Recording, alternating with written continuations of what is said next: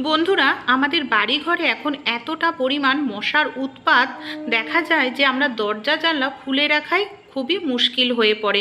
দরজা জানলা খুলে রাখাও শুধু নয় বন্ধুরা, ঘরের আনাচে কানাচেও মশারা লুকিয়ে থাকে।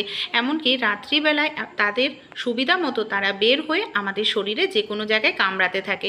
আর এই মশার কামড়ানোর ফলে দেখা যায় ছোট বাচ্চাদের থেকে শুরু করে বড়দের নানা রকম ডেঙ্গুর মতো রোগ ব্যাধি বাসা বাঁধতে থাকে। ঘরোয়া উপায়েই আমরা কিন্তু মশাকে তাড়িয়ে ফেলতে পারি। এর জন্য আমাদের বাজার থেকে কোনো রকম নামি দামি ব্র্যান্ডের তেল কয়েল কিনতে হবে না। এমনকি একেবারে প্রাকৃতিক উপায়ে এমন একটি মিশ্রণ তৈরি হবে যার গন্ধ এতটাই স্ট্রং যে মশারা সেই গন্ধ সহ্যই করতে পারবে না, এমনকি বাড়ি থেকে পালিয়ে যেতে বাধ্য হবে। আশা করছি ভিডিওটি আপনাদের একটু হলেও উপকারে আসবে। চলুন তাহলে আমরা দেখে নিই। এখানে দেখুন, একটি জিনিস আমি নিয়ে নিয়েছি যেটা আমাদের প্রত্যেকের বাড়িতেই কিন্তু রান্নাঘরে থাকে বন্ধুরা, এমনকি আমরা খেয়েও থাকি। আশা করছি অনেকেই দেখে বুঝতে পারছেন কিভাবে এটা তৈরি করব। চলুন দেখে নিই। সবার প্রথমে আমাদের নিয়ে নিতে হবে পেঁয়াজ।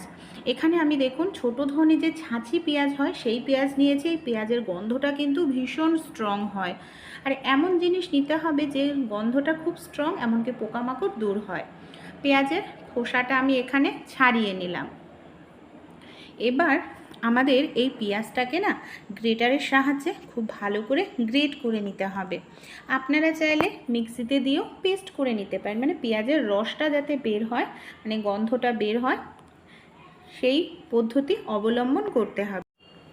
এখানে আমি খুব ভালো করে এইভাবে পেঁয়াজটাকে দেখুন গ্রেট করে নিয়ে নিচ্ছি। একেবারে মিহিভাবে গ্রেট করেছি। এই পেঁয়াজের সঙ্গে এখানে আমি দিয়ে দিচ্ছি 1 চামচ পরিমাণ চা পাতা।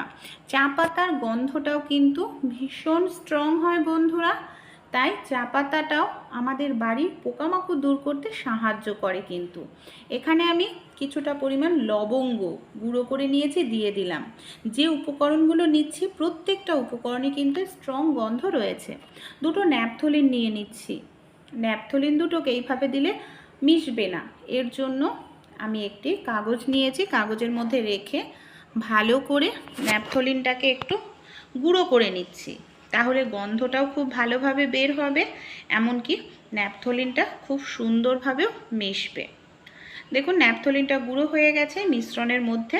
এবার আমি দিয়ে দিলাম। এবার হাতের সাহায্যে খুব ভালো করে এখানে আমি সব উপকরণকে এইভাবে মিশিয়ে নেব। এখানে চামচের থেকে আমরা যদি হাত ব্যবহার করি তাহলেই কিন্তু খুব ভালোভাবে মেশানো যায়।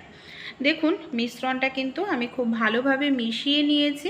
এটাকে আমরা কিভাবে ব্যবহার করব যাতে আমাদের বাড়িতে একটিও মশা না থাকতে পারে, দুইভাবে এটাকে আমরা ব্যবহার করতে পারি। এখানে আমি নিয়ে নিয়েছি একটি প্রদীপ, আমাদের প্রত্যেকের বাড়িতেই থাকে। প্রদীপ না থাকলে এখানে আপনারা স্টিলের যে কোনো পুরনো পাত্র ব্যবহার করতে পারেন। আর একটি প্লাস্টিকের পাত্রের মধ্যে মিশ্রণটা আমি ঢেলে নিলাম। এর মধ্যে আমি দিয়ে দেব 1 গ্লাস পরিমাণ জল। এবার জল দিয়ে এটাকে আমি 5 মিনিটের জন্য এইভাবেই ঢেকে রেখে দেব। আর প্রদীপটাকে আমরা কিভাবে ব্যবহার করব চলুন দেখে নিই। এখানে প্রদীপের মধ্যে আমি দিয়ে দেব বেশ কিছুটা পরিমাণ বন্ধুরা সরিষার তেল। দেখুন এখানে আমি বেশ কিছুটা পরিমাণ দিয়ে দিচ্ছি সরিষার তেল।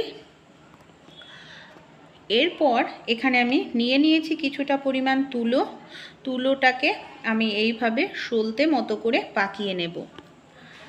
এই যে তেলের মধ্যে আমরা এই চা পাতার মিশ্রণটা দিলাম, এর গন্ধটা কিন্তু তেল থেকে বের হতে থাকবে।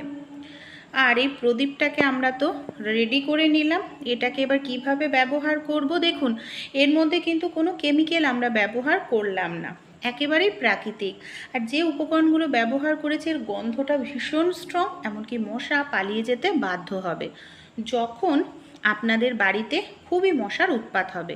এই দেখুন প্রদীপের শিখাটা যে উঠছে না, এর সঙ্গে কিন্তু এই যে আমরা চা পাতা, পেঁয়াজ, এমনকি ন্যাপথলিন, লবঙ্গর গন্ধটাও বের হবে। অনেক সময় রান্না করা যায় না, সন্ধেবেলায় খুব মশা কামড়াতে থাকে রান্নাঘরে।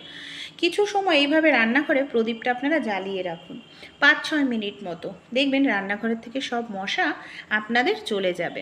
আপনারা ফ্রিজের পাশে, স্টোর রুমে, সব জায়গায় না এই প্রদীপটাকে একটু ঘুরিয়ে দেখান সন্ধ্যের দিকে। আপনারা সপ্তাহে 2 থেকে 3 দিন করুন, বাড়ির মধ্যে যে লুকিয়ে থাকা মশা দেখবেন খুব সহজেই বের হয়ে যাবে। আর সন্ধেবেলায় অবশ্যই এই ধরনের একটি প্রদীপ আপনারা জ্বালিয়ে কিছু সময় রেখে দিন বন্ধুরা। যেখান থেকে আপনাদের মশা আসে, দরজা, জানলায়, গ্রিলে, সেই জায়গায় এই প্রদীপটাকে কিছু সময় এভাবে ধরে রাখুন। দেখবেন প্রদীপের যে মানে শিখাটা উঠবে, তার গন্ধের কারণে মশারা সেই সব জায়গা থেকে কিন্তু পুরোপুরি পালিয়ে যাবে।